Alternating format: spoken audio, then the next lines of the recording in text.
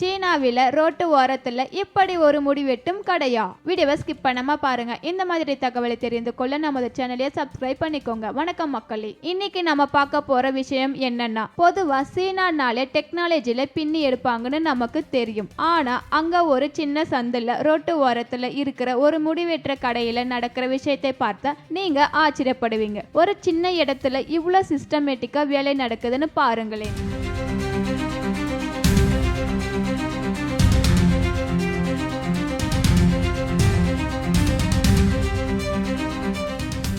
இங்க இருக்கிற கடையெல்லாம் ரோட்டு ஓரத்துல இருந்தாலும் ரூல்ஸ் ரொம்ப ஸ்ட்ரிக்ட் பாஸ். அங்க வரிசையா சீட் போட்டு இருக்காங்க. வரவங்க எல்லாரும் கரெக்டா லைன்ல நின்று தான் வெட்டிக்கணும். அங்க ஒரு தம்பி பிராக்டிஸ் பண்ணிட்டு இருக்காரு. அவரு அங்க கத்துக்கிட்டு அடுத்த தெருவுல கடை போட போறாராம். அப்புறம் அங்க இருக்கிற வசதிகளை பார்த்தீங்கன்னா, வெயிலுக்கு ஒரு ஃபேன், தாகத்துக்கு தண்ணி பாட்டில், அப்புறம் முக்கியமா அங்க கொசு தொல்லை அதிகமா இருக்கிறதால பக்கத்திலே கொசுவத்தியும் பத்த வச்சிருக்காங்க. என்ன ஒரு பிளானிங் பாத்தீங்களா?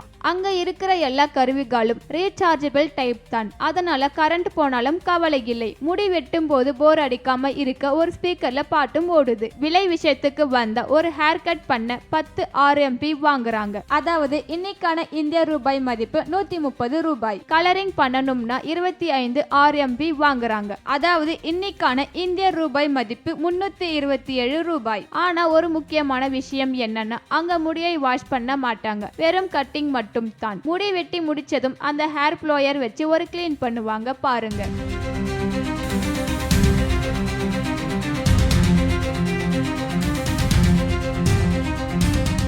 சட்டையில ஒரு முடி கூட இருக்காது, அவ்வளோ பவர்ஃபுல். இன்னொரு செம்ம இன்ட்ரெஸ்டிங்கான விஷயம் என்னன்னா, அங்க கண்ணாடி இல்லாம முடி வெட்டிக்கிட்ட வெறும் 5 RMB தானம். அதாவது பாதி விலை கம்மி. நம்ம ஊர்ல இந்த மாதிரி ரோட்டு ஓரத்துல இவ்வளவு சிஸ்டமேட்டிக்கா இருக்கிறத நம்ம பார்த்திருக்க மாட்டோம். சீனாவோட இந்த தெருவோர கட்டிங் ஷாப் பத்தி நீங்க என்ன நினைக்கிறீங்கன்னு கமெண்ட்ல சொல்லுங்க. இந்த வீடியோ பிடிச்சிருந்தா லைக் பண்ணுங்க, உங்க ஃப்ரெண்ட்ஸுக்கும் ஷேர் பண்ணுங்க. அப்படியே நம்ம சேனலையும் சப்ஸ்கிரைப் பண்ணிக்கோங்க. அடுத்த ஒரு வீடியோவில் சந்திப்போம். நன்றி.